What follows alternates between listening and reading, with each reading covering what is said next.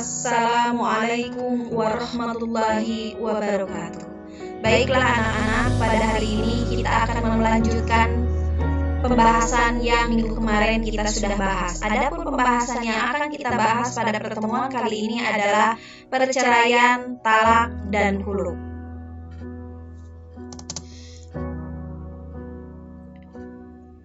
Adapun kompetensi dasar yang akan kita bahas pada pertemuan kali ini adalah 1. Menganalisis dan mengevaluasi ketentuan pernikahan dalam Islam. 2. Menyajikan prinsip-prinsip pernikahan dalam Islam. Sementara itu, indikator yang akan kita bahas adalah 1. Mengevaluasi ketentuan perceraian, talak, dan khulu. 2. Menganalisis hikmah, manfaat, ketentuan perceraian, talak, dan khulu. 3. Menyajikan dan manfaat ketentuan perceraian, talak, dan khulu.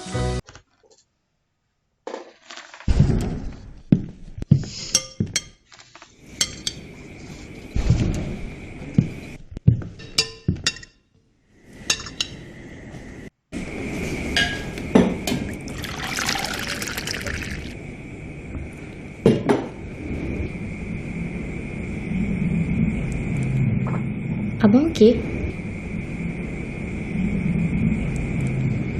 Saya nak kita bercerai. Kenapa? Diam aku. Apa yang harus aku katakan pada diri dia? Aku dah bercinta dengan rakan sekerjaku si Aini.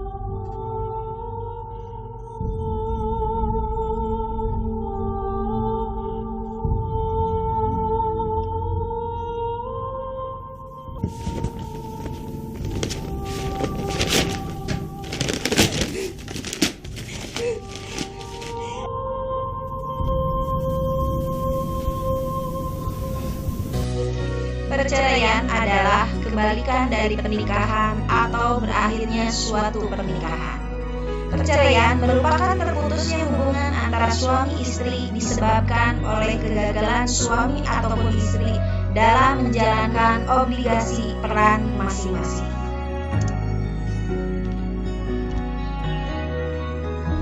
Jenis-jenis perceraian.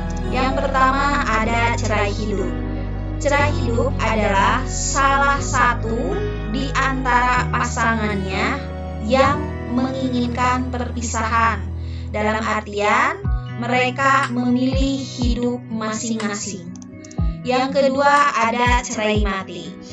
Cerai mati adalah perceraian yang diakibatkan oleh salah satu pasangannya yang meninggal.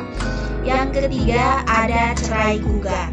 Cerai gugat adalah cerai yang dilakukan karena kehendak istri untuk melepaskan ikatan perkawinan dalam Islam yang disebut dengan khulu.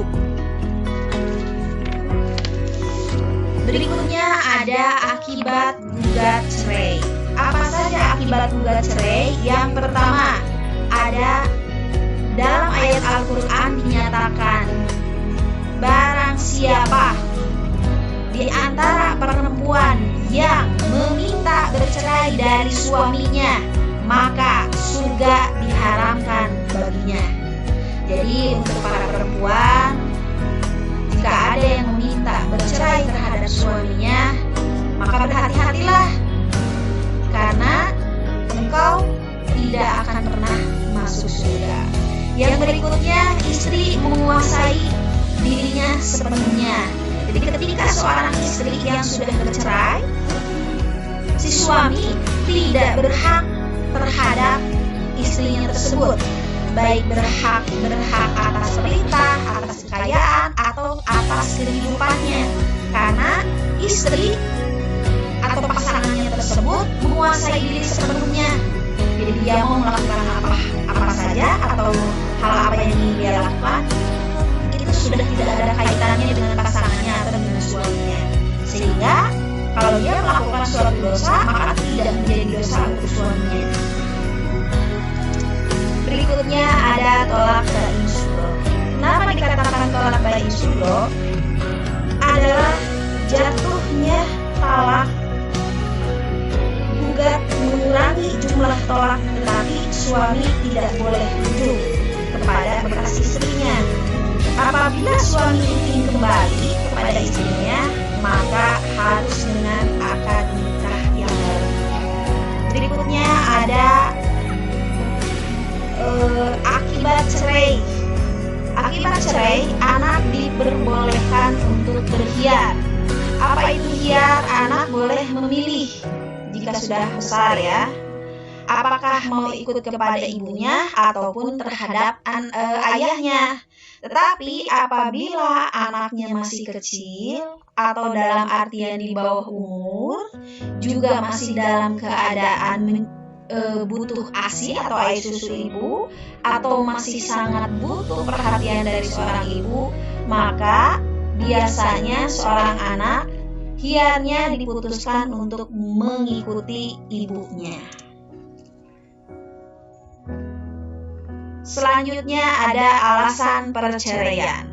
Ada beribu-ribu alasan perceraian dari pasangan antara laki-laki dan perempuan. Tetapi ada alasan-alasan yang memang disyariatkan dalam Islam kenapa seseorang diperbolehkan untuk tidak mempertahankan pernikahannya.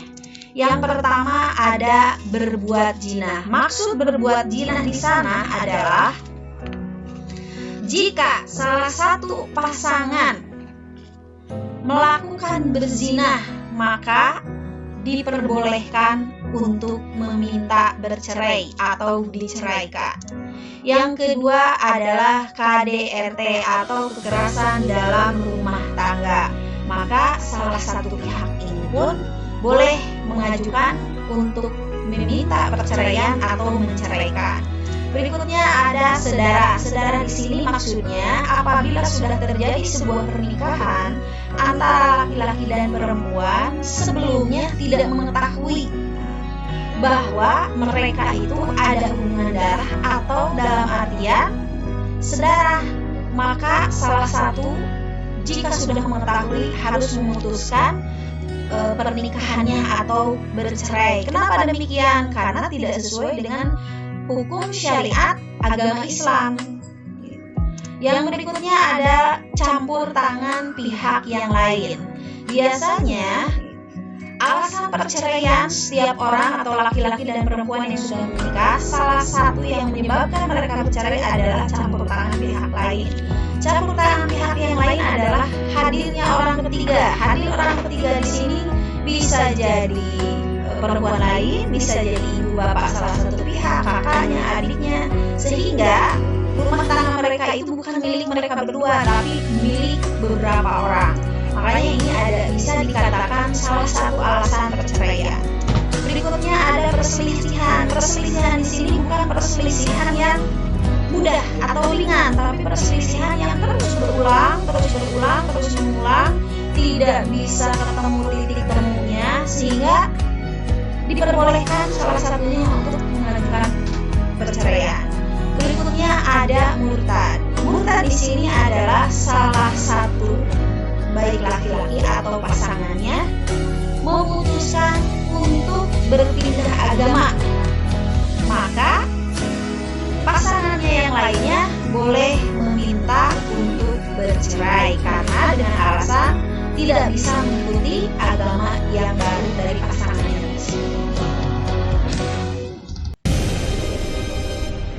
Nah, tadi kita sempat lihat ada Lesti Kejora juga datang lah. Iya. Mohon maaf.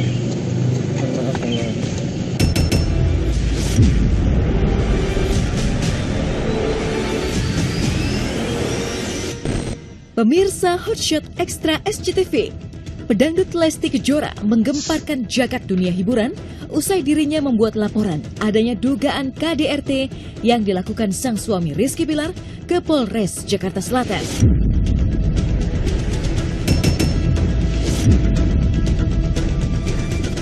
Tak pelak, kedatangan Lesti ke kantor polisi pada Rabu 28 September 2022 malam itu pun membuat syok publik.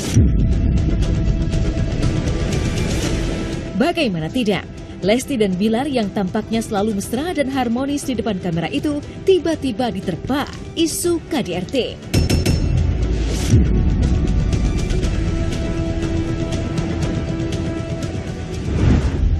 Jadi untuk saudari L semalam mendatangi Polres Jakarta Selatan untuk melaporkan kasus yang dialaminya. Ya menurut beliau adalah KDRT. Kalau menurut saudara L yang melakukan adalah suaminya sendiri. Iya,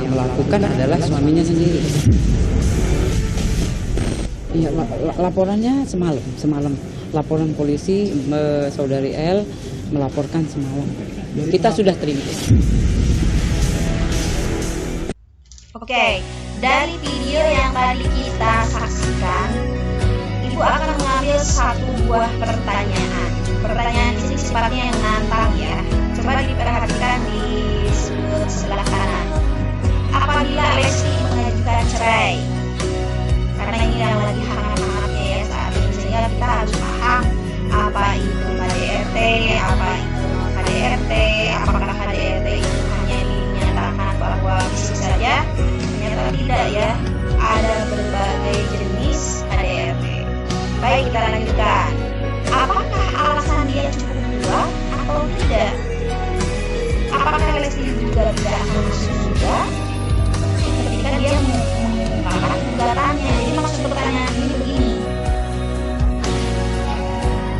Apakah alasan KDRT itu bisa dijadikan alasan yang kuat jika Lesti ini menghendaki perceraian? Nah, itu jawaban satu pertanyaannya. Yang kedua pertanyaannya, apabila Lesti mengajukan perceraian, nah pertanyaan berikutnya, apakah Lesti itu tidak akan masuk surga? Secara kita dari awal sudah menyatakan bahwa apa itu perceraian dan bagaimana hukumnya. Selanjutnya, silahkan ditulis di buku, nanti Ibu diperiksa. Berikutnya ada dampak perceraian. Dampak perceraian itu banyak ya. Yang pertama adalah salah satu pasangannya akan hidup sendiri-sendiri.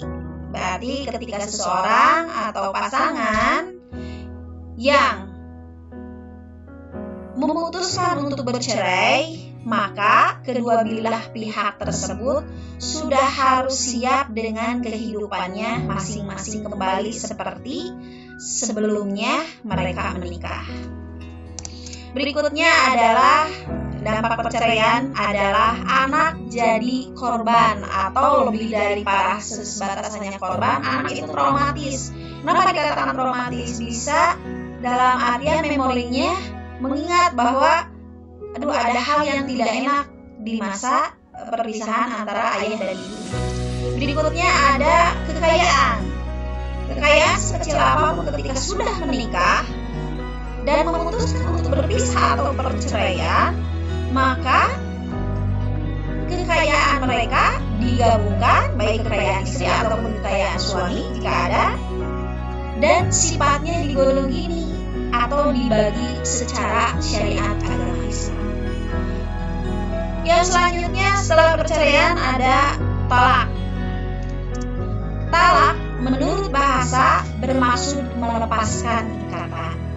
Adapun menurut istilah syara, talak melepaskan ikatan perkawinan dengan lapan yang diucapkan oleh suami.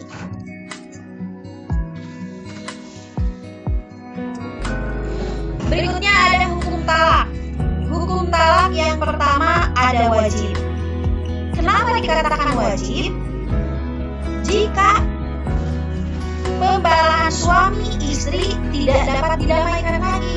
Dalam artian begini, jika suami dan istri terus-menerus melakukan hal yang sama, pertengkaran, perselisihan, dan akhirnya akan mador buat kedua belah pihak, maka hukum talak bagi mereka adalah wajib. Jadi jangan tunda-tunda. Jika efeknya akan menjadi buruk bagi kedua pasangan atau terhadap anaknya, ditakutkan akan terjadi hal yang tidak diinginkan, maka hukumnya bagi dia adalah wajib. Berikutnya ada haram. Kenapa haram? Jika menceraikan pasangan istrinya maksudnya yang sedang haid atau nifas, itu tidak boleh, itu jelas haram. Atau ketika dalam keadaan suci yang telah disetubui, itu juga jelas haram. Atau ketika suami sedang sakit yang bertujuan menghalangi istrinya daripada menuntut harta pusakanya, itu juga diharamkan dalam hukum agama Islam. Berikutnya ada sunnah. Kenapa hukum talak dikatakan sunnah? Yang pertama, ada suami tidak mampu menanggung atau menafkahi istrinya. Yang kedua, istrinya tidak bisa menjaga muruah. Apa itu muruah? Wibawa dirinya di hadapan orang lain. Berikutnya, hukum talak ada makruh. Kenapa dikatakan makruh? Suami menjatuhkan talak kepada istrinya yang baik, berakhlak mulia, dan mempunyai pengetahuan agama. Atau suami menceraikan istri yang jelas-jelas sudah dikatakan benar sempurna sebagai wanita solehah, tetapi dia lebih memilih wanita lain. Nah, itu jelas makruh hukumnya. Yang selanjutnya ada harus di sini diperbolehkan apabila suami yang lemah keinginan nafsunya, atau istrinya yang belum datang haid atau belum balik, atau telah putus haidnya dalam artian menopause. Berikutnya ada rukun talak. Rukun talak itu ada 3. Yang pertama ada suami. Di sini suaminya harus balik, berakal sehat dengan kerelaan sendiri, jadi tidak boleh atas paksaan baik suami atau istri. Tapi kalau talak ini yang memberikan talak itu hanya laki-laki, perempuan tidak berhak atas talak. Berikutnya ada seorang istri. Istri di sini akad nikahnya sah, belum diceraikan dengan talak 3 oleh suaminya. Itu boleh sah, karena kalau ketika sudah diberikan talak 3 oleh suaminya, maka dia harus menikah dulu dengan pasangan yang lain, baru dia boleh kembali terhadap suaminya apabila sudah diceraikan dengan pasangan yang barunya. Berikutnya ada lafaz. Lafaz di sini adalah yang tadi sudah kita saksikan.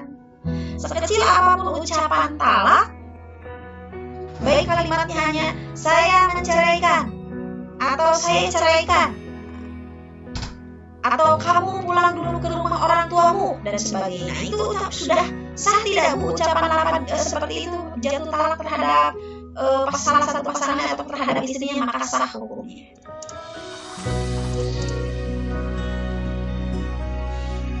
Yang selanjutnya ada contoh lafaz talak. Contoh lafaz talak yang pertama ada talak syar'i. Talak syar'i adalah bahasa yang terang-terangan, seperti saya talak kamu, dengan tegas dan terang dan dapat didengar sama siapapun yang mendengarnya. Yang berikutnya ada talak kinayah. Talak kinayah adalah talak yang ucapannya, lafaznya, pergilah kamu ke rumah ibumu. Nah, itu sama dengan talak. Tapi kalau begini kalimatnya, kamu pergi dulu ke rumah ibumu karena saya sedang sibuk, karena saya sedang capek, itu bukan termasuk talak. Berikutnya ada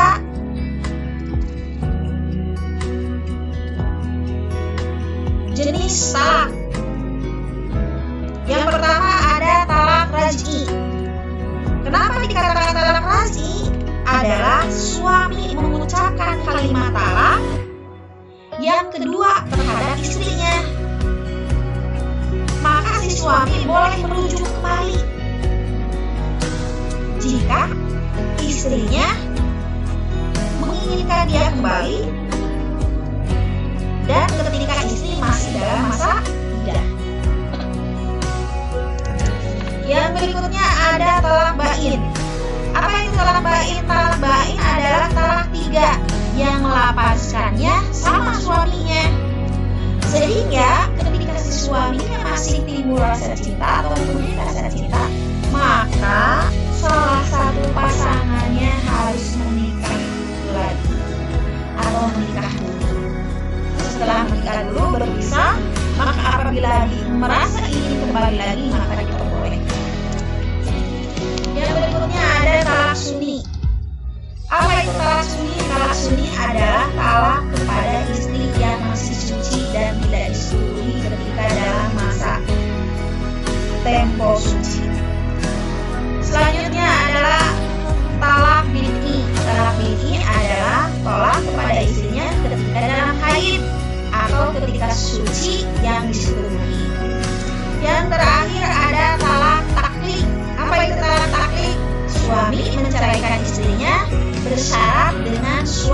sebab atau syarat, atau suami berkata kepada istrinya, jika kamu keluar rumah tanpa izin saya, maka tanpa mengucapkan talak, kamu sudah saya talak.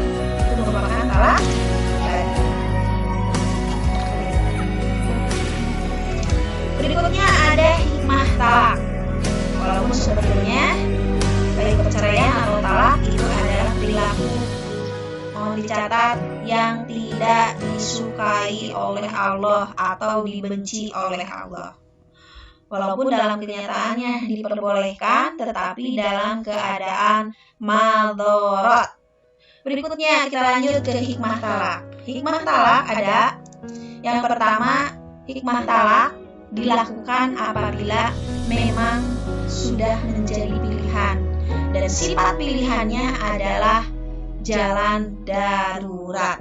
Jadi tidak boleh memutuskan talak hanya karena hawa nafsu, emosi, tetapi memang betul-betul tidak ada jalan lain dan merupakan jalan yang paling darurat. Berikutnya ada kondisi kejiwaan. Kenapa dikatakan kondisi kejiwaan? Jika dirasa salah satu pasangannya terus menyakiti, terus berbuat hal-hal sifatnya menyakiti salah satu pasangannya dan dirasa akan menjadi gangguan terhadap kejiwaannya, maka dia boleh atau hikmah talaknya bisa dilakukan. Berikutnya ada mawas diri. Hikmahnya apa mawas diri itu? Salah satu pasangan bisa menyadari bahwa yang namanya suatu pernikahan tidak boleh berharap semuanya indah, tetapi dalam proses pernikahan, kurun waktunya ataupun namanya pernikahan itu ada kerikil-kerikil dalam setiap rumah tangga, sehingga harus berjaga-jaga, bisa menahan diri, lebih ikhlas, lebih sabar menghadapi pasangannya masing-masing. Berikutnya ada tumbuh perilaku sabar. Tadi udah menyampaikan di atas. Ketika sudah menikah, pertama satu, banyak sabar, banyak ikhlas. Kenapa? Saling menghargai satu sama lain. Berikutnya adalah contoh untuk generasi muda. Jadi jangan sampai ketika orang-orang muda yang ada di sekeliling kita melihat pernikahan kita yang sedemikian, yang A, yang B, dan C, sehingga muncul di dalam benak anak-anak yang melihat kita atau generasi muda kita itu, saya nggak mau menikah karena ada melihat begini dan sebagainya, sehingga kita jangan sampai melakukan hal-hal yang membuat trauma untuk orang yang ada di sekelilingnya. Berikutnya ada hulu. Apa itu hulu? Hulu secara etimologi berarti melepaskan. Sedangkan menurut terminologi, hulu adalah perceraian yang dilakukan karena kehendak istri untuk melepaskan ikatan perkawinan dengan memberikan iwad. Apa iwad? Ganti rugi yang diminta oleh pemilik akad, yaitu suami. Jadi kalau talak itu ucapan yang disampaikan oleh laki-laki terhadap istri, tetapi kalau hulu adalah ucapan atau permintaan perceraian dari perempuan terhadap suami atau si pemilik akad dengan imbalan iwad atau ganti rugi sesuai kehendak suaminya atau pasangannya yang mempunyai akad. Jangan sampai ya kita melakukan itu. Yang berikutnya ada hukum hulu. Apa itu hukum hulu? Yang pertama ada mubah atau boleh. Kenapa dikatakan mubah? Jika seorang istri tidak menyukai untuk tetap bersama dengan suaminya, baik karena buruknya akhlak suaminya atau perilakunya atau karena fisik. Jika si perempuan hanya melihat dari segi hal yang tadi disampaikan, maka mubah atau boleh, atau istrinya merasa tidak puas dengan apa yang dia itu tidak boleh, ya. Karena untuk mencari kepuasan dari diri orang lain itu merasa tidak akan pernah ada. Yang selanjutnya hukum hulu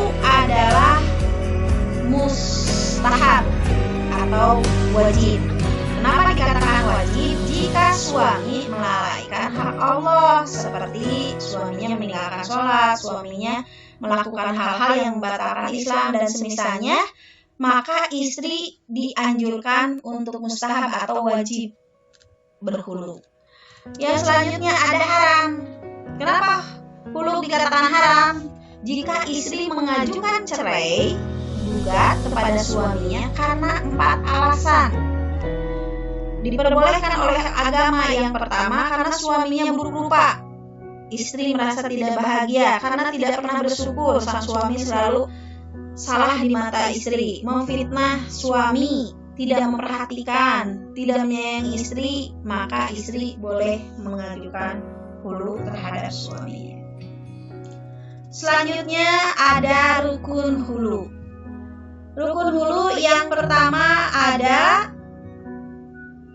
mukhali. Apa itu mukhali? Yaitu seseorang yang berhak mengucapkan perkataan cerai, yaitu mutlak daripada suami sebagai penerima sakral yang sah. Yang selanjutnya adanya mukhtali'ah. Apa itu mukhtali'ah? Yaitu seseorang yang mengajukan hulu, yaitu istri, dengan syarat si istri adalah yang sah secara agama dan dapat menggunakan harta secara sadar. Berikutnya ada rukun iwad. Apa itu iwad? Yaitu harta yang diambil suami dari istrinya sebagai tebusan karena telah menceraikan istrinya. Berarti ada materi di dalamnya ya. Berikutnya adalah sigwahulu, sigwat. Apa itu sigwat? Ucapan dari suami di hadapan istri dengan sakral, disaksikan oleh saksi. Berikutnya ada tujuan hulu. Nah, tujuan hulu yang pertama memelihara hak wanita. Yang kedua menolak bahaya kemudaratan yang menimpanya. Yang berikutnya memberikan keadilan kepada wanita yang cukup umurnya melalui keputusan mahkamah. Baik, mungkin itu yang bisa Ibu sampaikan. Mohon maaf apabila ada kekurangannya. Dan sebagai gambaran untuk materi minggu depan, kita akan membahas tentang lanjutan dari fikih munakahat atau fikih pernikahan atau indahnya membina mahligai rumah tangga, yaitu rujuk dan idah. Sebagai bahan gambaran, silakan dipelajari materinya, boleh searching, boleh lihat buku paket dari perpus, dibuat resumenya serta pola konsepnya supaya di minggu depan ketika Ibu menjelaskan sudah ada gambaran tentang materi yang akan kita bahas. Sekian, wabillahi taufiq wal hidayah. Wassalamualaikum warahmatullahi wabarakatuh.